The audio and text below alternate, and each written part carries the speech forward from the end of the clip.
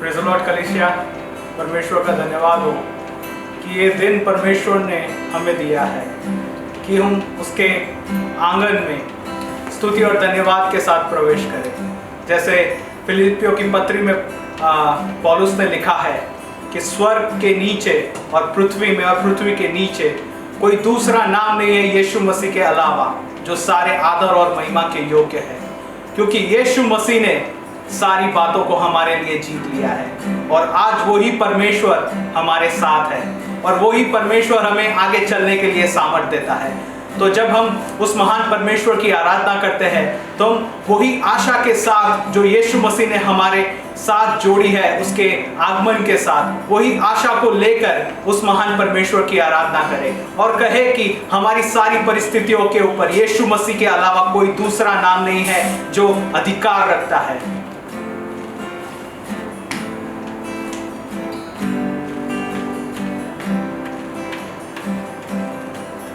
हर नाम से ऊंचा है नाम यीशुआ, करते हैं हम सजदा यहाँ।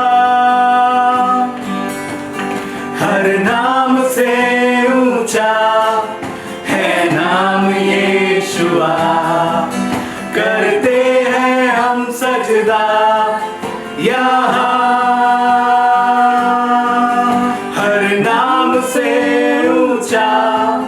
है नाम यीशुआ, करते हैं हम सजदा यहाँ। हर नाम से ऊंचा है नाम यीशुआ, करते हैं हम सजदा यहाँ।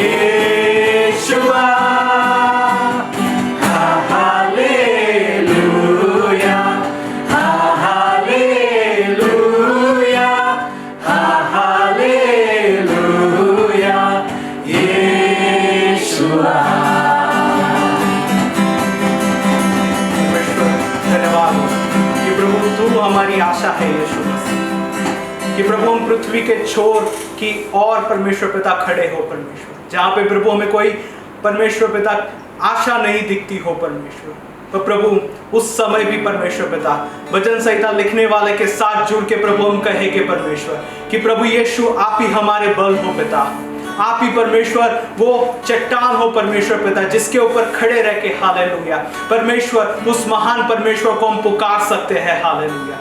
प्रभु हम कहते हैं परमेश्वर कि जब तक प्रभु तू हमें नहीं छुएगा परमेश्वर, जब तक प्रभु तू हमें अपनी उपस्थिति से नहीं भरेगा परमेश्वर, हम अधूरे हैं परमेश्वर, हम प्यासे हैं परमेश्वर। जैसे प्रभु एक हिरनी परमेश्वर जल के लिए हाँफती है परमेश्वर, हमारा प्राण परमेश्वर प्रभु तेरे लिए यीशु मसीह तरसता है परमेश्वर। प्रभु तू हमें भर दे परमेश्वर। जैसे हिरनी जल के लिए हाँफती, मेरा प्राण तेरे लिए प्यासा है। तू ही है मेरे दिल की चाहत और मैं तेरी आराधना करूं। जैसे हिरनी जल के लिए हाँफती, मेरा प्राण तेरे लिए प्यासा है। तू ही है मेरे दिल की चाहत और मैं तेरी आराधना करूं। तू ही है मेरा बल और डाल, मेरी आत्मा तेरे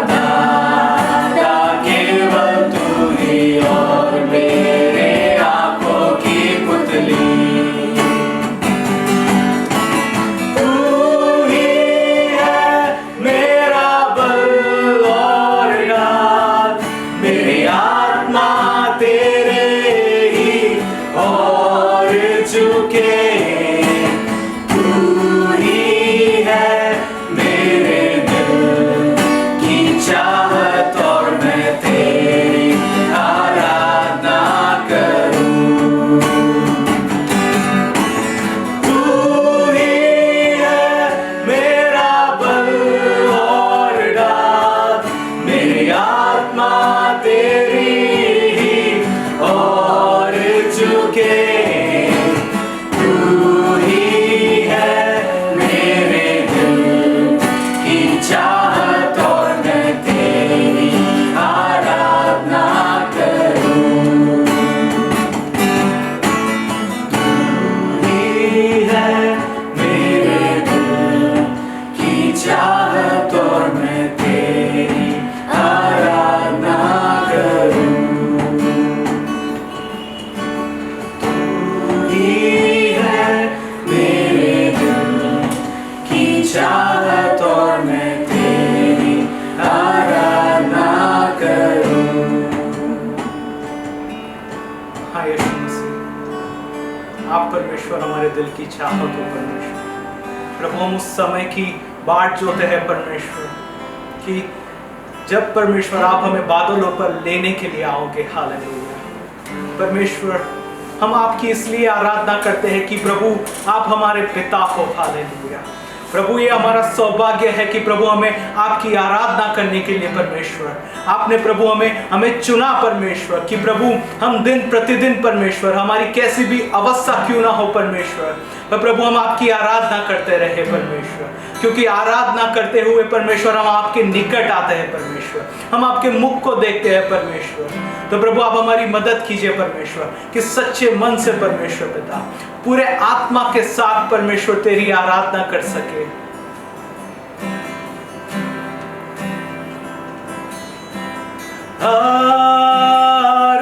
आराधना हम करते हैं पूरे दिल और मन से, तेरी महिमा गाते हैं। आराधना हम करते हैं पूरे दिल और मन से, तेरी महिमा गाते हैं। और हम कहते हैं, दिल से कहते हैं, हम कहते हैं, दिल से कहते हैं। प्रभु यीशुआ मुझ में हो तेरी महिमा, प्रभु यीशुआ मुझ में हो तेरी महिमा, प्रभु यीशुआ मुझ में हो तेरी महिमा,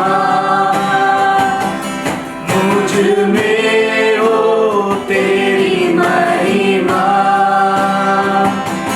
मुझ में हो तेरी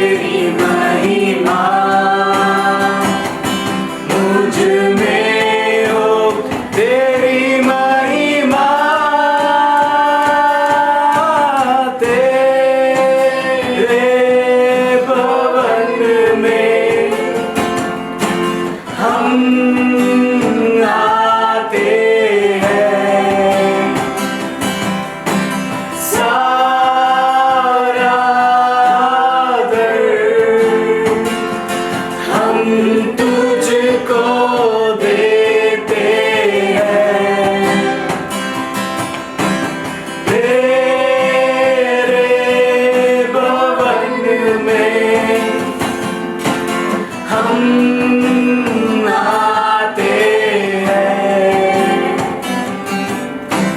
सारा आदर हम तुझको कहते हैं, और हम कहते हैं, दिल से कहते हैं, और हम कहते हैं, दिल से कहते हैं, आ प्रभु यीशुआ मुझ में हो तेरी महिमा, आ प्रभु यीशुआ मुझ में हो तेरी महिमा, आ प्रभु यीशुआ मुझ में हो तेरी महिमा, मुझ में हो तेरी महिमा, मुझ में हो तेरी महिमा, मुझ में हो तेरी महिमा।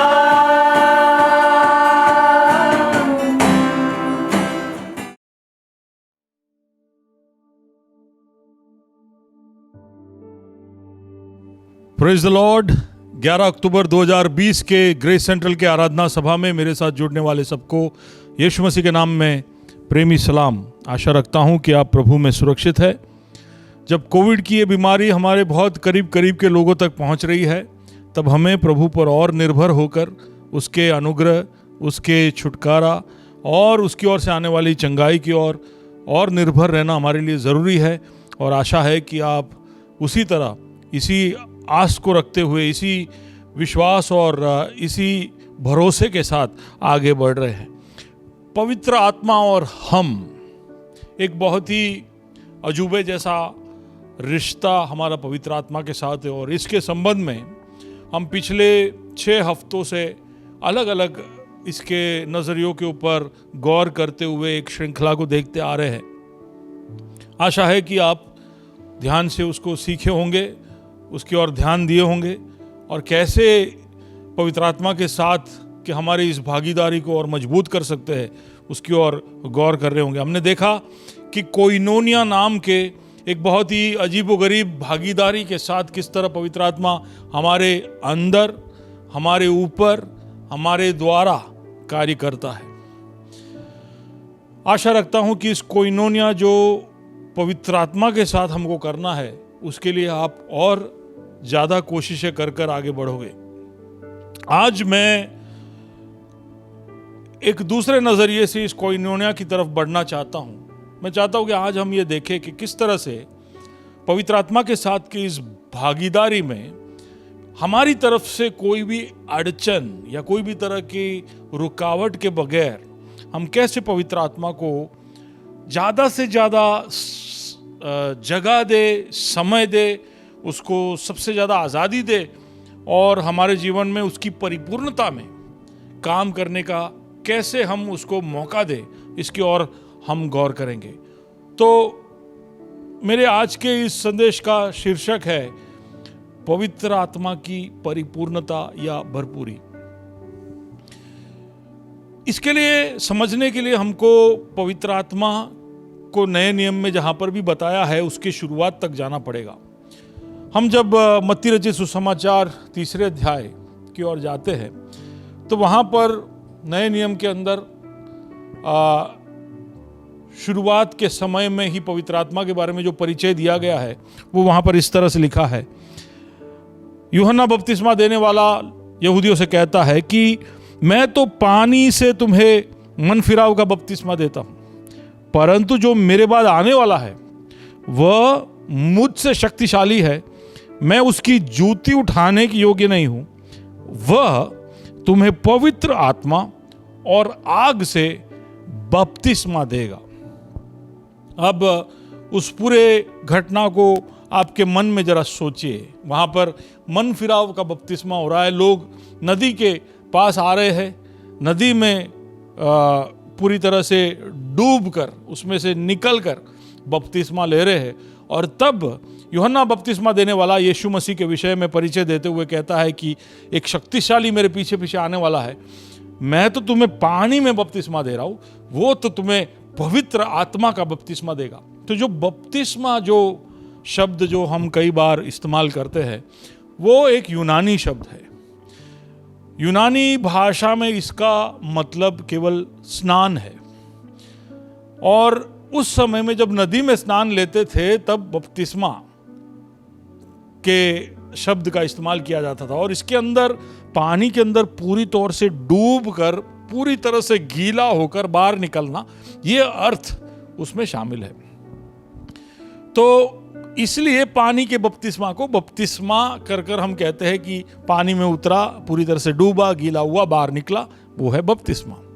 लेकिन यहां पर पवित्र आत्मा के साथ के हमारे मुठभेड़, या यीशु मसीह पवित्र आत्मा के साथ हमारा कैसा परिचय कराएगा, उसके विषय में बोलते वक्त यूहन्ना बपतिस्मा देने वाला कहता है कि वो तुम्हें पवित्र आत्मा का बपतिस्मा देगा।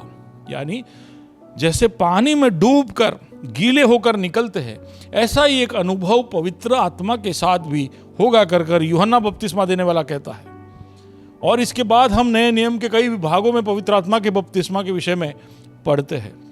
तो पवित्र आत्मा के साथ का हमारा जो संबंध का शुरुआत है, कुछ ऐसे ही पानी में डूबकर निकलने जैसा होगा। फर्क केवल ये होगा कि जब हम पानी में उतरकर गीले होकर निकलते हैं तो पानी हमारे अंदर प्रवेश नहीं करता, हमको बाहर से गीला करता है। लेकिन पवित्र आत्मा का बपतिस्मा जब हम पाएंगे तो ये जो पानी या पवित्र आत्मा जो पानी के रूप में हमें बताया गया है, वो हमारे अंदर जैसे एक स्पॉन्ज को जब हम पानी में डालते हैं तो किस तरह से वो पानी में जाते ही पानी को पूरी तरह से अंदर खींच लेता है, ठीक उसी तरह हम जब पवित्र आत्मा का बपतिस्मा लेंगे तो पवित्र आत्मा को हम हमारे अंदर पूरी तरह से सोख कर लेंगे, उसको खींच लेंगे। इसको पवित्र आत्मा का बपतिस्मा का अनुभव कहा जाता है। लेकिन सोच के देखिए, अगर स्पॉन्ज के अंदर गंदगी होगी, मिट्टी होगी, या अलग अलग तरह की बातें अंदर फंसी हुई होगी, तो वो पानी में गिरकर भी पानी को खींच नहीं पाएगा। उसको पानी को खींचना है तो उसको बराबर साफ करना पड़ेगा, गंदगी को हटाना पड़ेगा, मिट्टी है तो उसको निकालना पड़ेगा, और तब जाकर वो पानी को खींच सकता है। तो ठीक उसी तरह पवित्र आत्मा का बपतिस्मा पाने के लिए भी हमारे एक शुद्धिकरण की जरूरत है। हमारे अंदर जो मिट्टी है, गंदगी है, उसको निकलना होगा, और तब हम पवित्र आत्मा को हमारे अंदर प्राप्त कर पाएंगे। ये पवित्र आत्मा का बपतिस्मा का अनुभव, हालांकि उसको 3 साल पहले ही उसकी घोषणा की गई थी, वो अनुभव पेंटिकोस्ट के दिन होता है जब चेले यरूशलेम में बैठकर बाट जो रहे थे और प्रार्थना कर रहे थे। हम देखते हैं प्रेरित 2 और उसका 4 जो हमने पहले भी पढ़ा कि वे सब पवित्र आत्मा से भर गए। इसके आगे के विभाग में हमने पिछले हफ्ते देखा कि किस तरह से एक बहुत जोर से हवा के आंधी के समान आई, गूंजते हुए आई, और फिर किस तरह से वहाँ पर क्या क्या हुआ, और सब पवित्र आत्मा से भर गए, और जिस प्रकार आत्मा ने उन्हें बोलने की सामर्थ्य दी, वे अन्य अन्य भाषा बोलने लगे।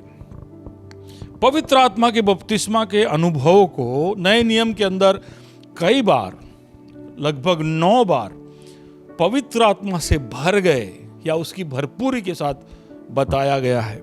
और हर बार जब ये भरपूरी का अनुभव लोगों को हुआ, तब अन्य भाषा के चिन्ह के साथ प्रकट हुआ कर भी हम पवित्र बाइबल के अंदर देख सकते हैं। और ये भाषाएं हो सकता है कि इंसानों की भाषा हो, जैसे पेंटिकोस्ट के दिन हमें मालूम चलता है, या हो सकता है कि स्वर्गदूतों की भाषा हो, ये कहने के पीछे का मेरा तात्पर्य और मेरा कारण है 1 कोरिन्थी 13वां अध्याय।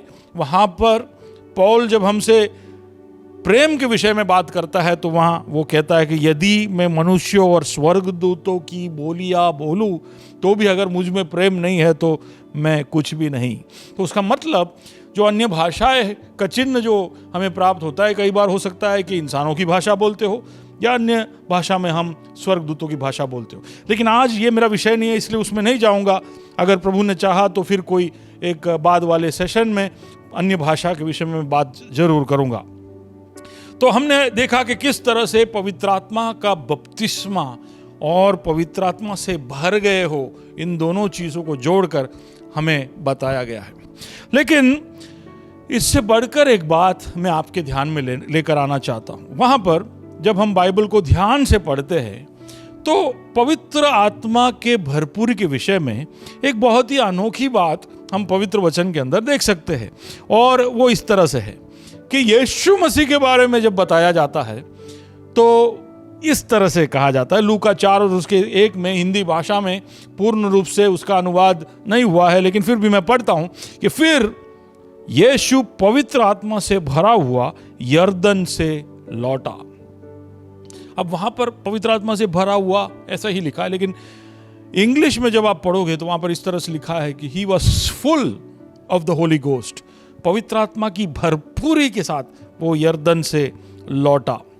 अब केवल यीशु के विषय में ही ऐसा नहीं लिखा गया है। हम जब पवित्र वचन के अंदर आगे बढ़ते हैं, प्रेरितों की कृत्य के अंदर हम देखते हैं, प्रेरित 6 और उसके 5 में इस तरह से लिखा है, ये बात सारी मंडली को अच्छी लगी और उन्होंने स्तिफनुस नाम एक पुरुष को, जो विश्वास और पवित्र आत्मा से परिपूर्ण था, उसको चुना। कर वहां पर हम देख सकते हैं प्रेरितों के कृत्य 11वें अध्याय में 24वें कलम के अंदर वहां पर बरनबास के विषय में इस तरह से लिखा है कि क्योंकि वह एक भला मनुष्य था और पवित्र आत्मा से परिपूर्ण था।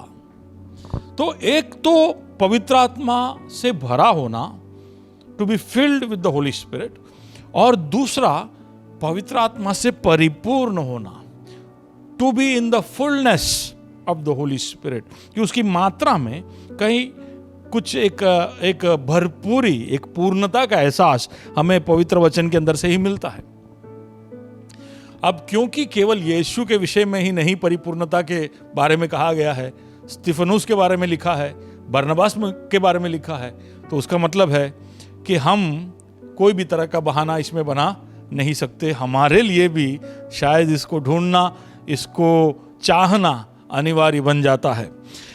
जब प्रेरित उनकी मदद के लिए लोगों को ढूंढ रहे थे तो वहां पर उन लोगों के अंदर किस किस तरह के गुण होने चाहिए कर जब वो बताते हैं तो वो कहते हैं कि ऐसे लोग होना चाहिए जो पवित्र आत्मा से परिपूर्ण हो। कुछ ऐसे ही लोगों को ढूंढना ताकि हम प्रार्थना में और प्रभु के वचन की सेवकाई में व्यस्त रहे और कलीसिया के अंदर के दूसरे काम जो है वो ये पवित्र आत्मा से परिपूर्ण जो लोग होंगे वो संभालेंगे। यानी समझिए, प्रचार के लिए नहीं, प्रार्थना के लिए नहीं, कलीसिया के अंदर जो दूसरे मदद के काम थे, जैसे कि विधवाओं का सेवा करना, भोजन या सहायता बांटना इत्यादि, इसके अंदर भी जब मददगारों की जरूरत थी तब प्रेरितों ने कहा कि हमें ऐसे लोग चाहिए जो पवित्र आत्मा से परिपूर्ण हो। यानी केवल स्टेफेनोस और बरनबास ही नहीं थे, और ज्यादा लोग थे। हम पढ़ते हैं कि कम से कम 7 लोगों को उन्होंने चुना। तो यानी पवित्र आत्मा की परिपूर्णता उस पहले शताब्दी के कलीसिया में एक साधारण बात रही होगी, और लोगों के लिए इसको चाहना शायद ज़रूरी था, क्योंकि तभी आप कोई भी तरह की सेवकाई में भागीदार हो सकते हो। मैं जब कभी मेरे पापा से उनके दादा के समय के सेवकाई, जब पेंटिकोस्ट की इतिहास को जब हम केरल में सुनते हैं तो तब वो बताते थे कि जब कन्वेंशंस होते थे तो केवल पवित्र आत्मा की भरपूरी पाए हुए लोगों से ही जो कन्वेंशन के अंदर जो मंडप बांधते थे वो भी उन्हीं से करवाते थे। अगर पवित्र आत्मा की भरपूरी ना हो तो वो कोई भी चीज़ में भाग नहीं ले सकता। तो इस तरह की एक अर्जेंसी हम पवित्र वचन के अंदर से प्रेरित है कर देख सकते हैं। तो ये केवल एक रोमांच के लिए नहीं है, ये इसके अंदर कुछ तो गंभीरता है, इसके लिए तो प्रेरित इस बात को मांगते होंगे। तो आइए हम देखते हैं कि इस तरह की एक परिपूर्णता कैसे हम प्राप्त कर सके। How to get this fullness of the Spirit. अब ये सवाल वही पूछ सकता है जिसने पवित्र आत्मा को पाया हो। तो आप समझिए एक बात को, पवित्र आत्मा को प्राप्त करना और उसकी परिपूर्णता में चलना, ये दो अलग अलग बातें हैं। आप जब उद्धार में आते हो तो पवित्र आत्मा आपके अंदर आ जाता है, वो नहीं है पवित्र आत्मा से भर जाना। पवित्र आत्मा से भरना यानी अन्य भाषा के चिन्ह के साथ एक अनुभव आपके अंदर आप प्राप्त करना, लेकिन वो भी नहीं है परिपूर्णता। एक तीसरा लेवल है जहां पे आप परिपूर्णता की तरफ बढ़ रहे हो। तो अगर आपने पवित्र आत्मा की भरपूरी नहीं पाई है तो फिर परिपूर्णता के बारे में आप पूछ ही नहीं सकते। तो सबसे पहले तो आपको पवित्र आत्मा से भरना है। जब प्रेरितों की कृत्य में 2 अध्याय में हम देखते हैं तो लोगों ने पतरस से पूछा कि हम उद्धार पाने के लिए क्या करें, हम बचने के लिए क्या करें। और उसके जवाब में पतरस उनसे प्रेरित 2 और 38 में इस तरह से कहता है कि मन फिराओ और तुम में से हरेक अपने अपने पापों की क्षमा के लिए यीशु मसीह के नाम से बपतिस्मा लो और तुम पवित्र आत्मा का दान पाओगे। तो तुम पवित्र आत्मा का दान पाओगे, यानी पवित्र आत्मा का भरपूरी पाने के लिए मन फिराना जरूरी है।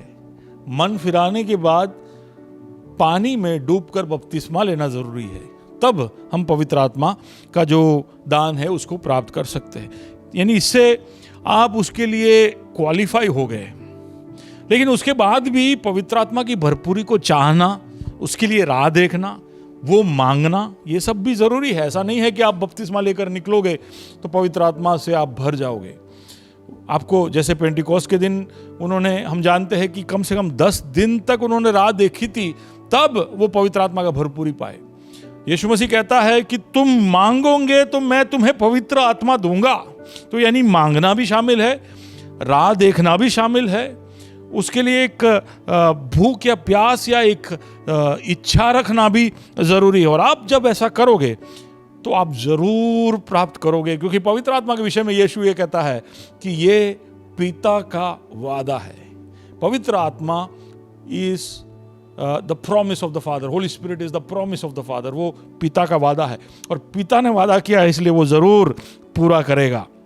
और वो इसलिए हमें देगा ताकि उसकी योजना पृथ्वी पर जो है वो पूरी हो सके और वो हमारे साथ एक घनिष्ठ रिश्ते में जुड़ सके। तो यानी जिसने भी पवित्र आत्मा पाया है वो परिपूर्णता की तरफ बढ़ सकता है। तभी आप पूछोगे तो अगर मैंने पा लिया है तो मैं परिपूर्णता की तरफ कैसे बढ़ूं? तो एक तो कि आप निरंतर पवित्र आत्मा की भरपूरी प्राप्त करते रहिए, तो आप परिपूर्णता में अपने आप ही पहुंच जाओगे। ये है मेरा पहला जवाब। यानी आप सोच के देखिए, अगर मेरे पास एक गाड़ी है और रोज सुबह मैं उसको पेट्रोल के स्टेशन पर लेकर जाता हूं, पेट्रोल पंप में लेकर जाता हूं, रोज लेकर जाता हूं, तो फिर आप ये अनुमान लगा सकते हैं कि मेरे गाड़ी में हमेशा पेट्रोल है, मेरे गाड़ी में हमेशा ईंधन है। एक परिपूर्णता के अनुभव में ही मेरा गाड़ी निरंतर रहता है। तो रोज रोज अगर मैं पंप में जाता हूं तो मेरा गाड़ी भरा हुआ है। ठीक उसी तरह अगर रोज रोज मैं पवित्र आत्मा की भरपूरी की इच्छा रखता हूं और भरपूर होता हूं, तो मेरे विषय में भी कहा जाएगा कि मैं पवित्र आत्मा की परिपूर्णता में हूं। अब इसके सिवा परिपूर्णता प्राप्त करने का और कोई तरीका पवित्र वचन के अंदर हम नहीं देखते। तो यानी अगर आप मुझसे पूछते हो कि परिपूर्णता कैसे पाए, रोज रोज भरपूर होइए, भरते जाइए, परिपूर्णता वैसे ही आएगी। लेकिन हम जब बरनबास और स्टेफानोस को थोड़ा और गौर से देखते हैं, जिनके बारे में हमारे साथ इस तरह से परिचय कर बताया गया है कि ये पवित्र आत्मा से परिपूर्ण थे, उनके जीवन की ओर गौर करेंगे तो हम देखेंगे कि इनके जीवन की कुछ खासियत थी, क्योंकि बहुत सारे लोग थे उनके विषय में ऐसा नहीं लिखा है कि वो परिपूर्ण थे। तो जब हम इन दोनों व्यक्तियों को देखते हैं तो हम दो चीजें इनके अंदर देख सकते हैं। पहला तो कि ये त्याग करने वाले थे, त्याग। उन्होंने अपने अरमानों को, अपने सपनों को, अपने जीवन की इच्छाओं को, वो जो चाहते थे वो सब को त्याग दिया था। They had denied themselves. बरनबास के विषय में हम पढ़ते हैं कि उसने अपना सब कुछ बेचकर कलीसिया को सौंप दिया था, तो उन्होंने त्याग किया था। स्टीफानोस भी इसी तरह कलीसिया की सेवकाई में अपना सब कुछ भूलकर, छोड़कर, त्याग कर कलीसिया में पहुंचा था। तो एक तो त्याग जरूरी है, और दूसरा उन्होंने अपने आप को अर्पित कर दिया। They gave themselves up. Denial ही नहीं, they also surrendered. एक समर्पण था उनका, और उन्होंने सब कुछ सौंप दिया। स्टीफानोस ने अपना जान तक कलीसिया की खातिर, यीशु मसीह की खातिर दे दिया। तो ये दो खास बातें भी हम इनके अंदर देख सकते हैं, त्याग और परिपूर्णता और समर्पण। तो ये दो चीजें भी इनको परिपूर्णता के लिए तैयार कर रहा है, ऐसा हम सोच सकते हैं। तो इस तरह से आप परिपूर्णता प्राप्त कर सकते हैं। लेकिन हो सकता है आपके मन में अभी सवाल हो कि इस तरह के एक परिपूर्णता को प्राप्त कर हम क्या उखाड़ लेने वाले हैं। ऐसा तो इस परिपूर्णता के अंदर क्या है जो केवल पवित्र आत्मा की भरपूरी अगर हो तो प्राप्त नहीं होगी, लेकिन परिपूर्णता में ही प्राप्त हो सकती है। तो इतना तो कहां, क्या जरूरी है।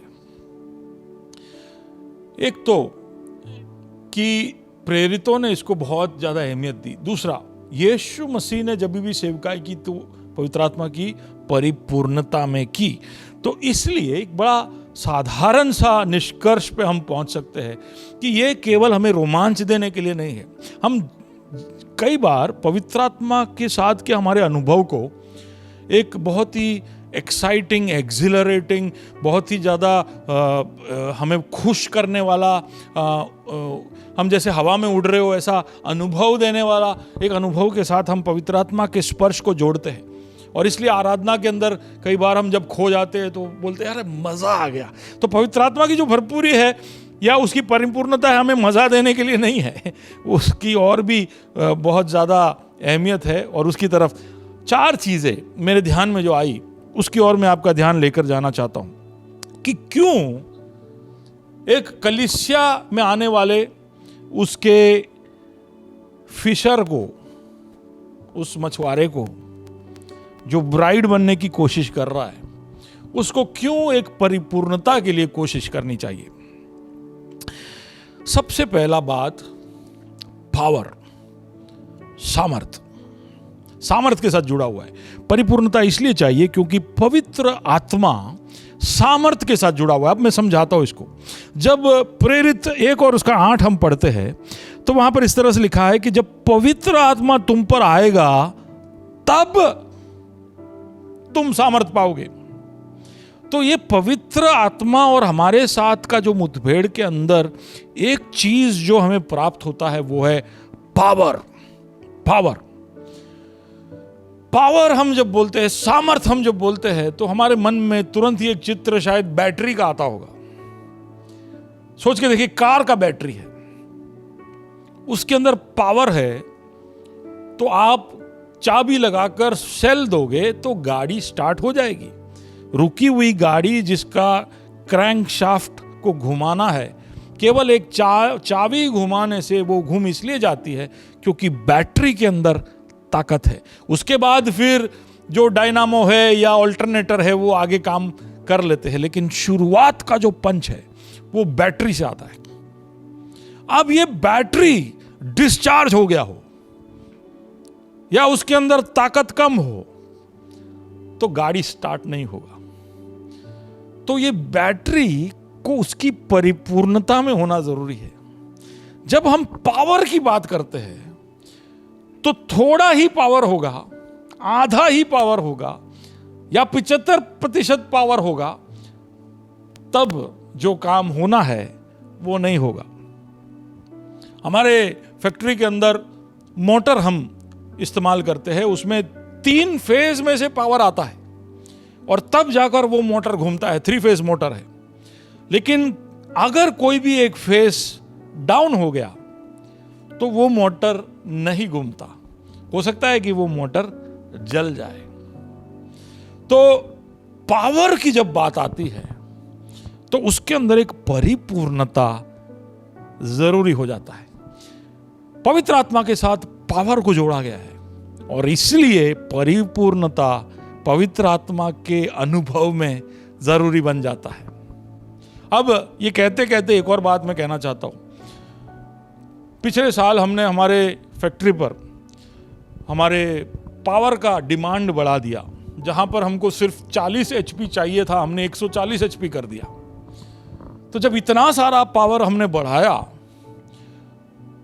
तो वही पुराने केबल से उतनी पावर को हम खींच नहीं सकते, इसलिए हमको नए केबल लगाने पड़े, इसलिए हमको नए स्विच लगाने पड़े, बहुत सारी चीजों को बदलना पड़ा, तब जाकर पावर बढ़ पाया। तो एक तरफ पवित्र आत्मा की परिपूर्णता के अंदर जो ज्यादा पावर है उसकी जब हम बात कर रहे हैं, तो दूसरी तरफ ये चेष्टा रखना एक बाजू सही है, लेकिन दूसरी तरफ उस पावर को प्राप्त करने के लिए हमको खुद को तैयार करना भी उतना ही जरूरी है। अगर हम उस केबल को नहीं बदलेंगे, यंत्रों को नहीं बदलेंगे और फिर हम टोरेंट पावर के साथ हमारा कनेक्शन जोड़ देंगे तो इतना पावर आ जाएगा कि फिर हमारे यंत्र उड़ जाएंगे, नुकसान हो जाएगा, हो सकता है स्विच उड़ जाए, हो सकता है केबल जल जाए। तो ये भी हमें ध्यान रखना चाहिए। तो सबसे पहली बात जो मैंने कही कि पवित्र आत्मा की परिपूर्णता जरूरी क्यों है? क्योंकि पवित्र आत्मा के साथ सामर्थ को जोड़ा हुआ है। दूसरा बात, कंट्रोल, नियंत्रण। परिपूर्णता इसलिए भी जरूरी है क्योंकि पवित्र आत्मा और कंट्रोल के साथ भी एक अटूट रिश्ता है। यानी जो व्यक्ति अपने आप का कंट्रोल पवित्र आत्मा को ज्यादा सौंपता है वो परिपूर्णता की तरफ बढ़ता है, और जो नहीं सौंपता है वो परिपूर्णता की तरफ बढ़ नहीं पाता है। कंट्रोल दोगे आप, जब खुद का कंट्रोल जब सौंपोगे उतना ही पवित्र आत्मा आपके अंदर और आपके द्वारा काम करेगा। तो कंट्रोल हम कई बार छोड़ नहीं पाते हैं, और वो कंट्रोल जितना हम सौंपेंगे उतना ही पवित्र आत्मा हम पर कब्जा करेगा और उसके हित को पूरा करेगा। पवित्र आत्मा के परिपूर्णता की तरफ बढ़ने के लिए हमें अपने ऊपर का जो कंट्रोल है वो छोड़ना पड़ेगा। स्तिफानोस ने किया ऐसा, इसलिए हम देखते हैं बहुत ही छोटे समय के अंदर जिस स्तिफानोस को कोई नहीं जानता था उसको सब जानने लगे। उसके ज्ञान के विषय में, उसके बुद्धि के विषय में, उसके अंदर के पवित्र आत्मा के सामर्थ्य के विषय में सब हम बाइबल के अंदर पढ़ सकते हैं। और केवल एक ही व्यक्ति है जिसके बारे में इस तरह से लिखा है कि उसके मुख को देखकर, उसके चेहरे को देखकर ऐसा लगता था जैसे कि हम कोई स्वर्ग दूत को देख रहे। ये कब हुआ? ये तब हुआ जब स्तिफानोस ने अपना पूरा नियंत्रण पवित्र आत्मा को सौंप दिया, कंट्रोल को जब छोड़ा, और तब पवित्र आत्मा की परिपूर्णता उसने अपने जीवन में अनुभव की और उसके द्वारा चमत्कार के काम हुए। अब इसके विषय में स्तिफानोस खुद इस तरह से कहता है, प्रेरित 7 और उसके 50 में वो जब यहूदियों से बात करता है तो वो कहता है कि क्या ये सब वस्तुएं मेरे हाथ की बनाई नहीं? हे हठीले और मन और कान के खतना रहित लोगों, तुम सदा, ध्यान दीजिए, तुम सदा पवित्र आत्मा का सामना करते हो। इंग्लिश में इस तरह से है कि you always resist the Holy spirit. पवित्र आत्मा हमारे जीवन में जब पार्टनरशिप, कोइनोनिया, भागीदारी के लिए हाथ बढ़ाते हुए आता है तो हमारे अंदर से हम उसका सामना करते हैं, हम उसको रेजिस्ट करते हैं, हम उसको कुछ कुछ इलाकों में प्रवेश करने से, हस्तक्षेप करने से रोकते हैं कि नहीं, इधर नहीं, ये यहाँ पर मैं संभाल लूंगा, यहाँ पर तुम मत आना। तो हम सामना करते, रेजिस्ट करते। स्टेफनोस ने रेजिस्ट नहीं किया, तो क्या हुआ कि पवित्र आत्मा की परिपूर्णता उसने अपने जीवन में अनुभव किया, और इसके वजह से क्या क्या हुआ वो तो हम देख ही रहे। तो एक तो कि जब हम हमारा कंट्रोल सौंपते हैं तो पवित्र आत्मा हमको बदलता है, और हमारे द्वारा जो कुछ हो सकता है उसको भी बदलता है। और इसलिए रोमिया 8 और उसके 26 में इस तरह से लिखा है कि इसी रीति से आत्मा भी हमारी दुर्बलता में सहायता करता है, क्योंकि हम नहीं जानते कि प्रार्थना किस रीति से करना चाहिए, परंतु आत्मा आप ही वो कंट्रोल ले लेता है। हम जब प्रार्थना करने बैठते हैं तो पवित्र आत्मा कंट्रोल ले लेता है, पर कब? परिपूर्णता होगी तब। हमें परिपूर्णता इसलिए भी चाहिए ताकि हम हमारे कंट्रोल में चीज़ों को रखकर चीज़ों को और बिगाड़ ना दे, पेचीदा ना कर। हमको ऐसा कई बार लगता है कि चीज़ें हमारे कंट्रोल में होगी तो बहुत बढ़िया होगी।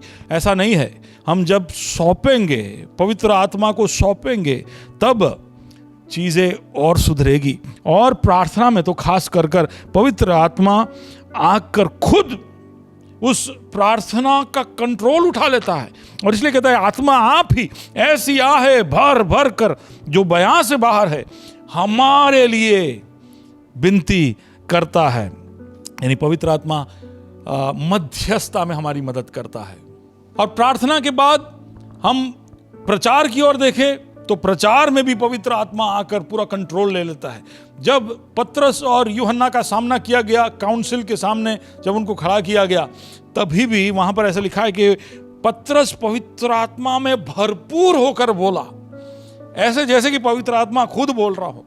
तो एक नियंत्रण सौंपने से प्रार्थना, हमारी जिंदगी, हमारे प्रचार सब में बदलाव आया।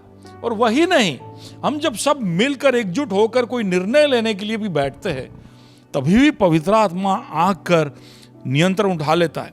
और हम जब एंटियोक के चर्च के बारे में देखते हैं तो वहाँ पर प्रेरितों कृत्य 13वें अध्याय के अंदर बहुत ही एक दिलचस्प घटना वहाँ पर घटती है। और वहाँ पर मैं दूसरा कलम पढ़ता हूँ, वहाँ पर इस तरह से लिखा है कि जब वे उपवास सहित प्रभु की उपासना कर रहे थे, पवित्र आत्मा ने कहा, मेरे निमित्त बरनबास और शाऊल को उस काम के लिए अलग करो जिसके लिए मैंने उन्हें बुलाया है।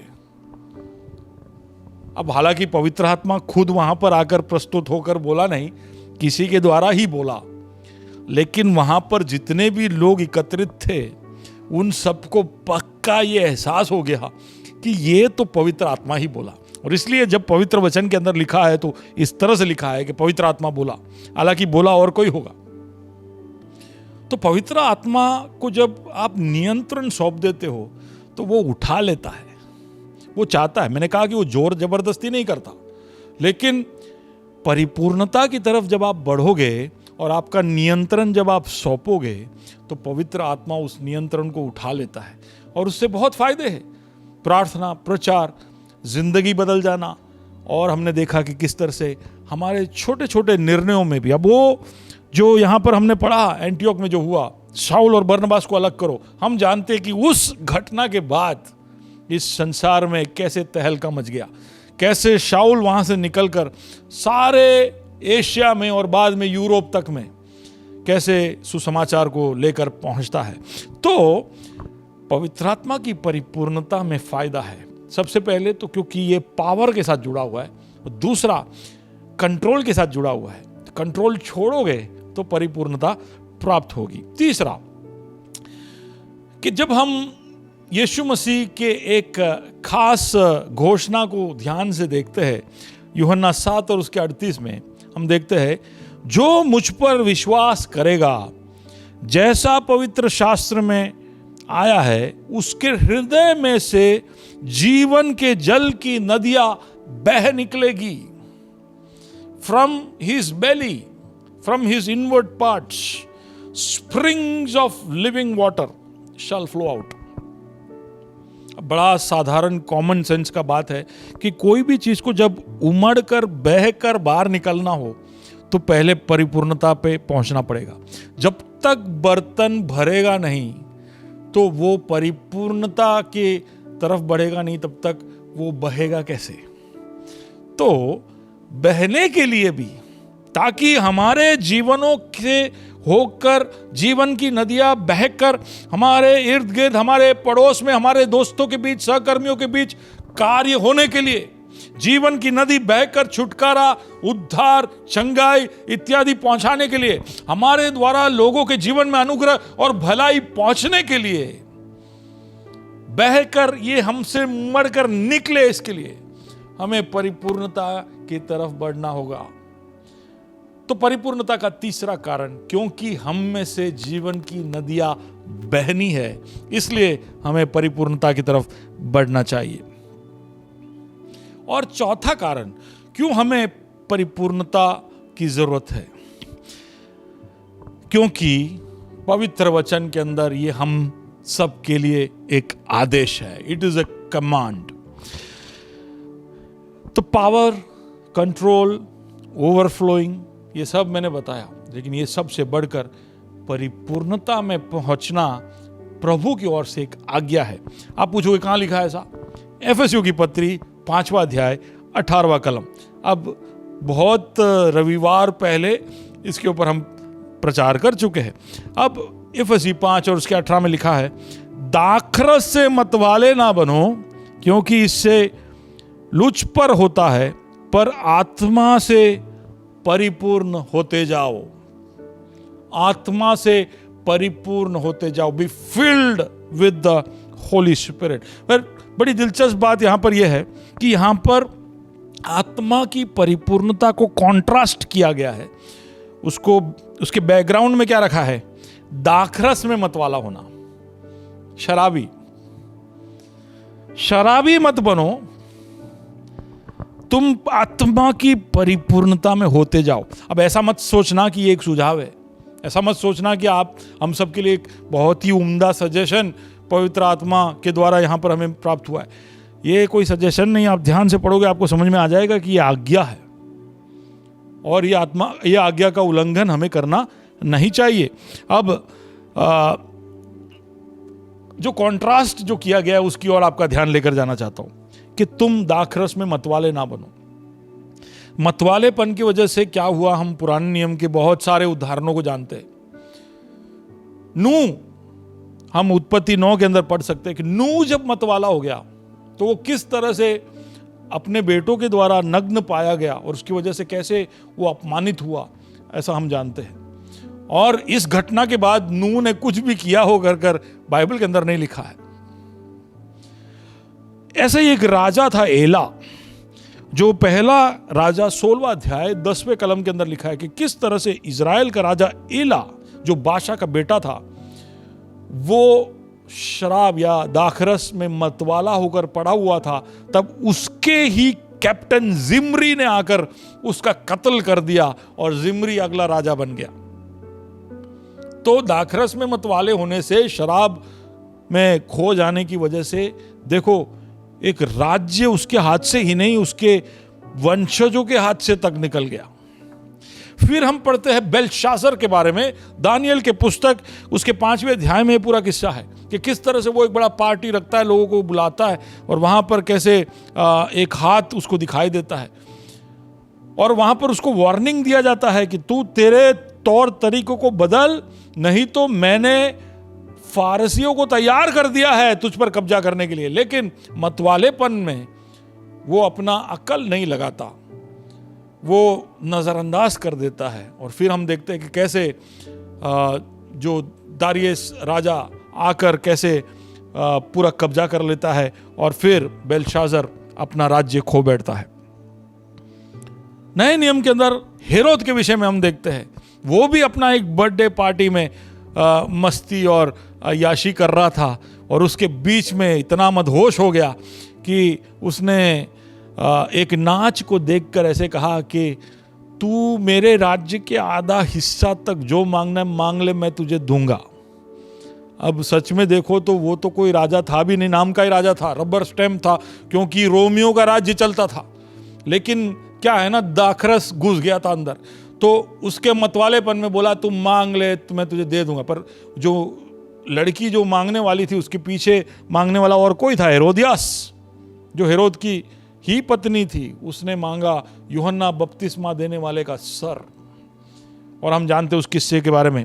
तो दाखरस में मतवाले होने से क्या क्या होता है, और भी बहुत किस्से हैं पुराने नियम के अंदर, अभी मैं उसको नहीं उठा रहा हूं। लेकिन इसके अलावा भी हम जानते हैं ना दोस्तों को, हम जानते हैं पड़ोसियों को, हम जानते हैं रिश्तेदारों को, शायद हमारे घरों में ही शराब में लुप्त रहने वाले, मदहोश होने वाले लोगों को हम जानते हैं। शायद हो सकता है हमारे ही इतिहास में, हमारे ही भूतकाल में हमने शायद शराब में, नशे में खोकर क्या क्या नहीं किया होगा। तो शराबियों के विषय में कुछ बातें जल्दी से आपके ध्यान में लाना चाहता हूँ। जहाँ तक मुझे याद है कुछ सालों पहले इसके विषय में मैं बोल चुका हूँ, लेकिन फिर भी आपके ध्यान में लाना चाहता हूँ। और शराब जब आ जाता है तो किस तरह से लोगों का भाषा बदल जाता है, बोलने का तरीका बदल जाता है। और जितने भी पिक्चर, ड्रामा, ये इत्यादि हम देखते हैं, उसके अंदर देखते हैं कि शराबी को बताते ही कैसे बोलने का तरीका बदल जाता है ना, तो एकदम बदल कर बात करते हैं। तो एक तो बोलने का तरीका बदलता है, दूसरा जो चाल है, शराबी का चाल से हम उसको पहचान सकते हैं। तीसरा, उसके मुंह से जो गंध आता है और जो प्रभाव चारों ओर छोड़ता है।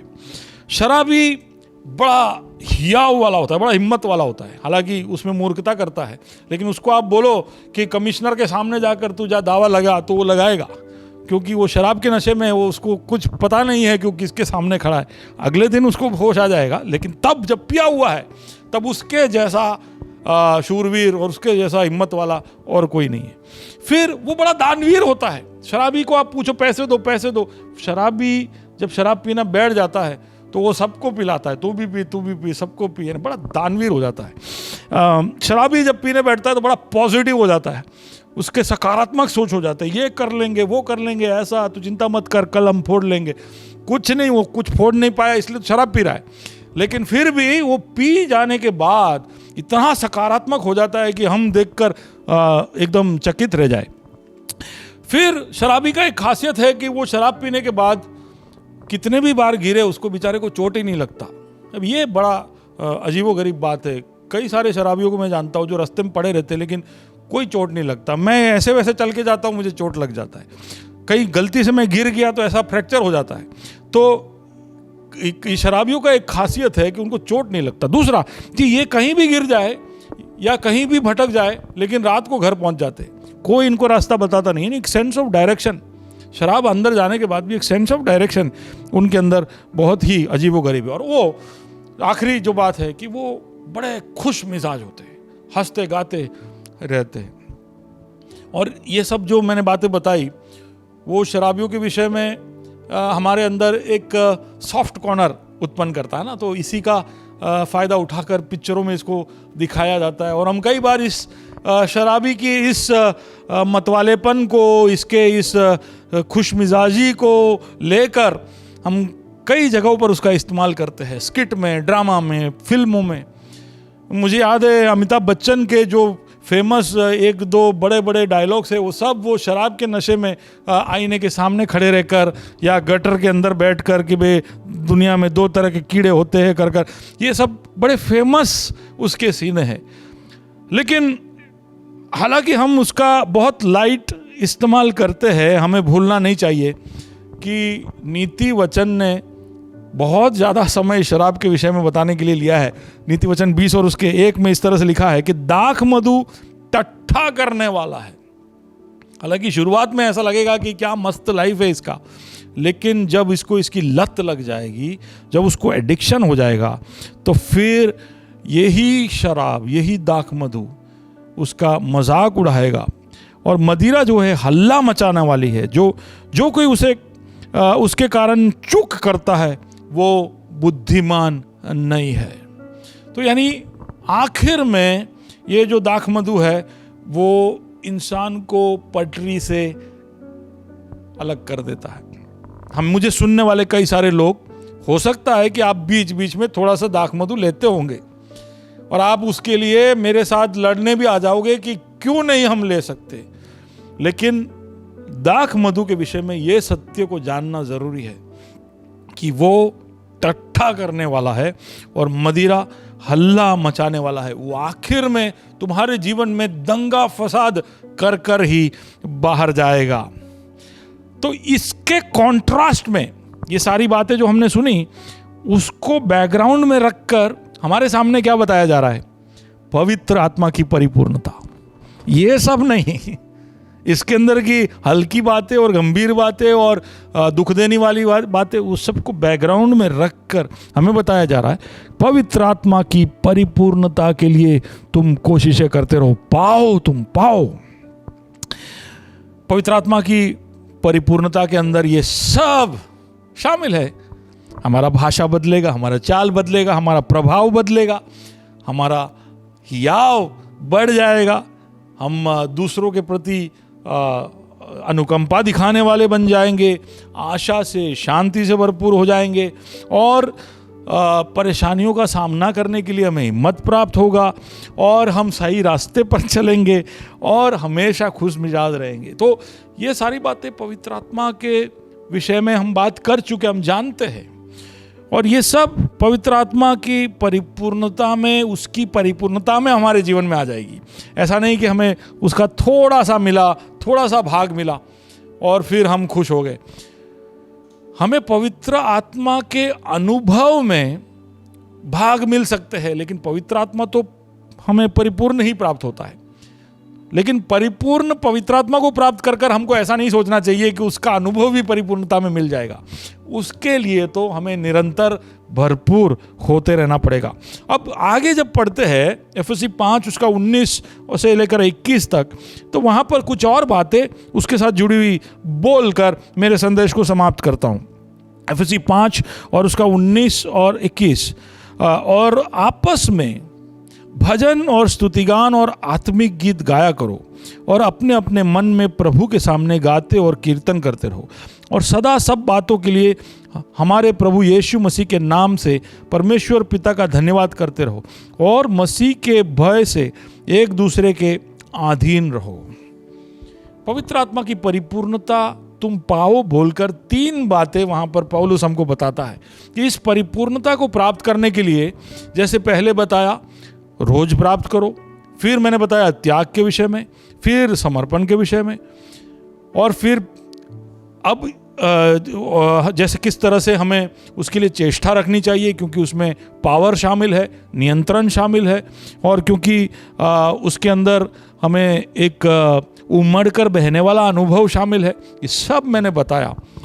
लेकिन ये सब प्राप्त करते करते आप जब आगे बढ़ते हो तो उसके अंदर कुछ और सुझाव पौलुस की तरफ से इस तरह से है कि तुम जब आपस में एक दूसरे के साथ भजन गाओगे, आप जब स्तुतिगान करोगे और आत्मिक गीत गाओगे, 3 बातें, साम्स, हिम्स, स्पिरिचुअल सॉन्ग्स, जब तुम आपस में बैठकर एक दूसरे के साथ गाने गाओगे, तभी भी परिपूर्णता तुम्हारे अंदर होता जाएगा।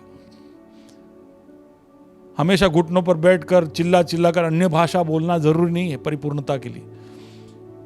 परिपूर्णता के लिए साथ में जब मिलो तो गाने गाओ, और भजन यानी जो भजन संहिता के अंदर की बातें, स्तुतिगान, हिम्स यानी प्रभु ने उसके वचन के द्वारा प्रेरित कर कर लिखे हुए गीत हिम्स, और आत्मिक गीत जिसके अंदर अनुभवों को बताया गया है। ये सब जब एक दूसरे से बात करोगे तो परिपूर्णता में आओगे। अब साथ में ही नहीं, अकेले भी, कि तुम अपने अपने मन में प्रभु के सामने गाते और कीर्तन करते रहो। तो सबसे पहला सिंगिंग, परिपूर्णता की तरफ बढ़ना चाहते हो, गीत गाते रहो साथ में और अकेले, गुनगुनाते रहो जितना आप गीत गाते रहो, क्योंकि गीत एक खास चीज़ है। इसके अंदर चीज़ ये है कि सिर्फ इसमें शब्द शामिल नहीं है, उसके अंदर आपके जज्बात शामिल हो जाते हैं, हमारा शरीर शामिल हो जाता है। और जब ये सब करने के लिए हम हमेशा कोशिश करते रहेंगे तो हमारा जो इच्छा शक्ति है वो भी शामिल होगा। तो गीतों के अंदर हम पूर्ण रूप से शामिल हो जाते हैं और उसके वजह से आत्मा की परिपूर्णता हम प्राप्त कर पाएंगे, गीतों के द्वारा, लोगों के साथ और अकेले। परिपूर्णता प्राप्त करना चाहते हो तो एक और तरीका है, गीत गाता चल। दूसरा कि हमेशा धन्यवाद कहे, हमेशा धन्यवाद कहे। कुछ भी हो जाए, thank you, thank you, thank you. गिर गए, थैंक यू। चोट लगी, थैंक यू। लुट गए, थैंक यू। बीमार हो, थैंक यू। थैंक यू का आदत आप जब डालते जाओगे, आपका मुंह सड़ाए बगैर, मुंह लटकाए बगैर, चुगली करे बगैर, कुड़कुड़ाए बगैर, जब आप हर बात के लिए धन्यवाद कहोगे, तभी भी पौलुस कहता है कि तुम परिपूर्णता की तरफ बढ़ोगे। अब ये सब बातें मैंने कही इसलिए तुम मान मत लो, तुम्हारे जीवन में अनुभव करो। और तीसरी बात जो वहां पर कहता है, परिपूर्णता में बढ़ना चाहते हो तो एक दूसरे के अधीन हो जाओ, प्रभु के भय में, उस इंसान के भय में नहीं। कई बार हम इंसान के भय में हम उसके अधीन हो जाते, प्रभु के भय में। आपको उसको देखकर ऐसा लगता है कि नहीं, इसके अधीन मैं क्यों हूं, लेकिन प्रभु के भय में जब आप अधीन एक दूसरे के हो जाओगे, तभी भी परिपूर्णता प्राप्त करोगे। ये मेरे लिए एक बहुत ही अलग सा दृष्टिकोण था कि परिपूर्णता प्राप्त ऐसे भी की जा सकती है, गीत गाकर भी, धन्यवाद कहकर भी और अधीन होकर भी। तो ये सारी बातें जो हमने आज सुनी, मैं आशा रखता हूं कि आप इसके ऊपर मनन करोगे। इसको इन प्रिंसिपल हम सब मानते हैं, हम सब कहेंगे कि हाँ हाँ भैया बराबर है, एकदम परिपूर्णता तो चाहिए ही, इसके बगैर कैसे चलेगा। लेकिन जब त्याग करना पड़ता है, जब समर्पण करना पड़ता है, जब अपने अरमानों को छोड़ना पड़ता है, तब हम थोड़ा सा पीछे हट जाते हैं। हमारे जीवनों में हमारे एजेंडा सबसे ऊपर है।